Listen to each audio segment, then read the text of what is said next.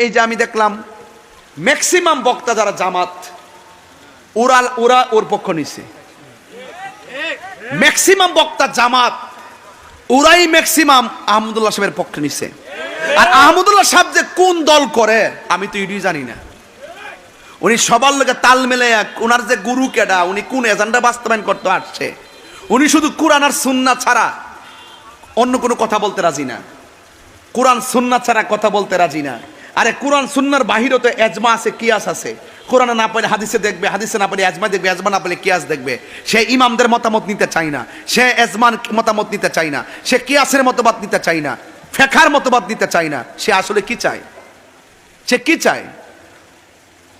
তাহলে সেই জন্য আহমদুল্লাহ সাহেবের পক্ষ নিচ্ছে ম্যাক্সিমাম জামাতের বক্তারা। প্রিয় দর্শক, মাওলানা গিয়াসউদ্দিন তাহেরীর সাথে ব্যক্তিগতভাবে আমাদের কোনো বিরোধ নেই, কোনো বিদ্বেষ নেই, কোনো শত্রুতা নেই। আমি আমার ভাই মাওলানা গিয়াসউদ্দিন তাহেরীর প্রতি বিনীতভাবে আরজ করতে চাই, প্রিয় ভাই আমার, ইমানের প্রশ্ন আমাদেরকে আল্লাহর কাছে যেতে হবে। আমরা অন্য যাই করি না করি, অন্তত ইমান হারা হওয়ার মতো কথা, শিরকে আকবর হওয়ার মতো কথা থেকে আমাদের বেঁচে থাকা উচিত। সম্প্রতি মাওলানা গিয়াসউদ্দিন তাহেরীর একটি আলোচনার অংশ বিশেষ সোশ্যাল মিডিয়াতে ব্যাপকভাবে ছড়িয়ে পড়েছে। আল্লাহ দনরা সুলকে দিয়া গেলেন আল্লাহ গায়ের হইয়া। গানে গানে এখানে তিনি যে কথাগুলো বলেছেন, এই কথাগুলো যদি একজন ইমানদার মানুষ বলেন, বিশ্বাস করেন, তাহলে তিনি সঙ্গে সঙ্গে বেঈমান হয়ে যাবেন, সঙ্গে সঙ্গে তিনি ইসলাম থেকে খারিজ হয়ে যাবেন। তার সঙ্গে আর একজন মুশরিকের, একজন হিন্দুর কোনো পার্থক্য থাকবে না যদি তিনি এই গানের কথামালাগুলোকে বিশ্বাস করেন। কারণ এখানে সুস্পষ্টভাবে আল্লাহর সঙ্গে শিরকে আকবর হয়, বড় শিরক হয়, এরকম কথা রয়েছে। সুবহানাল্লাহ, কেমন যেন এই গানের খণ্ডনে আল্লাহ তাআলা আয়াত নাজিল করেছেন। গানের কথামালা সরাসরি এই কোরআনে কারীমের বিপরীত। তাছাড়া আল্লাহর ধন রাসূলের কাছে দিয়ে আল্লাহ গায়েব হয়ে গেছেন, আবার রাসূল সাল্লাল্লাহু আলাইহি ওয়াসাল্লাম একটা খাজা পায়া খাজা আজমিরে শুয়ে আছেন। এই যে শেষের অংশটা, সেটা আরো জঘন্য।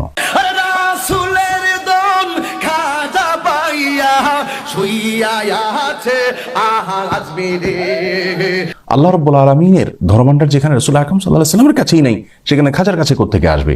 আবার খাজার তোর দরবারেতে কেউ ফিরে না খালি হাতে। এই যে কথা বলা হচ্ছে, খাজার দরবার থেকে কেউ খালি হাতে ফিরবে না। খাজা কি কাউকে দেওয়ার কোনো ক্ষমতা আছে? পৃথিবীর কোনো কবর, সেটা যত বড় নেককার মানুষের হোক না কেন, যত বড় ভালো মানুষের হোক না কেন, তার কবর থেকে, তার কবর জিয়ারত করে সেখান থেকে মানুষের কোনো কিছু পাওয়ার কোনো সুযোগ আছে? কোরআন হাদিস বলে, ইসলাম বলে, সেখান থেকে মানুষের পাওয়ার কিচ্ছু নেই। এই কথামালা এগুলো গিয়াসউদ্দিন তাহেরী সাহেব আবৃত্তি করেছেন। সেখানে আল্লাহ রাব্বুল আলামিনকে একরকম নিষ্ক্রিয় প্রমাণ করা হলো যে আল্লাহ গায়েব হয়ে গেছেন রাসূলের কাছে দায়িত্ব দিয়ে, তার কাছে ধনভাণ্ডার দিয়ে। অথচ আমরা জানি আয়াতুল কুরসিতে আল্লাহ রাব্বুল আলামিন বলেছেন যে আল্লাহু লা ইলাহা ইল্লা হুয়াল হাইয়ুল কাইয়্যুম লা তাখুযুহু সিনাতুন ওয়ালা নাওম। আল্লাহ তাআলা চিরঞ্জীব, আল্লাহ তাআলা চিরঞ্জীব এবং তার কখনো তন্দ্রা আসে না।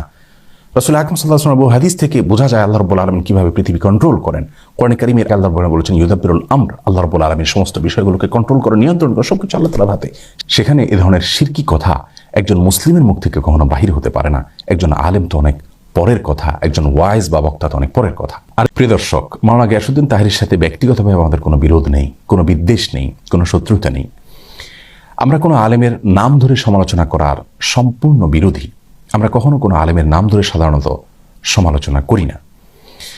বিশেষ করে কোনো আলেম যদি এমন কোনো মত পোষণ করেন যে মতের সাথে আমি একমত নই, কিন্তু তার মতের সপক্ষে কোরআন হাদিসের কোনো দলিল তিনি এমনভাবে পেশ করেন যে কোরআন হাদিসের আলোকে তিনি সে মতটি পোষণ করেছেন, এটি তার একটা বুঝ, তার একটি গবেষণা, এমনটি হতে পারে, তাহলে সেক্ষেত্রে তার বিরুদ্ধে বিষোদ্গার করাকে আমরা সঠিক কাজ মনে করি না।